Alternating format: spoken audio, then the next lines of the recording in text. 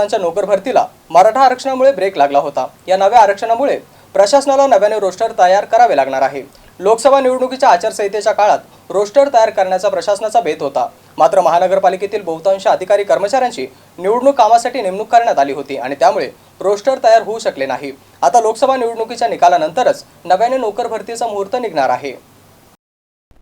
महानगरपालिकेने सुरुवातीला 125 पदांसाठी नोकर भरती प्रक्रिया राबवली आणि त्यानंतर 286 रिक्त पदे भरण्यासाठी परवानगी मिळावी म्हणून नव्याने प्रस्ताव राज्य शासनाकडे पाठवण्यात आला।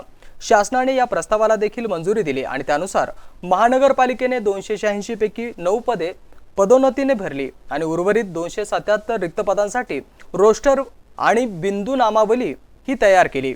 त्यास विभागीय आयुक्त कार्यालयातील मागासवर्गीय कक्षाकडून मान्यता घेण्यात आली आणि त्यानंतर जाहिरातीचा मसुदा अंतिम करून शासन नियुक्त IBPS कंपनीला सादर करण्यात आला। ही सर्व प्रक्रिया सुरू असताना राज्य शासनाने मराठा समाजाला आरक्षण देण्याचा निर्णय घेतला आणि त्यामुळे महानगरपालिकेने प्रक्रिया थांबवण्याचे आदेश IBPS कंपनीला दिले। शासन आदेशानुसार आता नोकर भरतीमध्ये मराठा समाजाला 10% आरक्षण लागू करावे लागणार आहे आणि त्यानुसार आस्थापना विभागाकडून नव्याने रोस्टर तयार करण्याची प्रक्रिया निवडणूक काळात पूर्ण होणं अपेक्षित होतं, पण ही प्रक्रिया पूर्ण होऊ शकली नाही। आता निवडणुकीचे काम संपल्यामुळे रोस्टर तयार करून महानगरपालिकेला पुन्हा विभागीय आयुक्तालयातील मागासवर्गीय कक्षाकडून परवानगी घ्यावी लागणार आहे आणि त्यासाठी 1.5 महिन्यांचा वेळ सुद्धा लागू शकतो असं सूत्रांनी सांगितले आहे।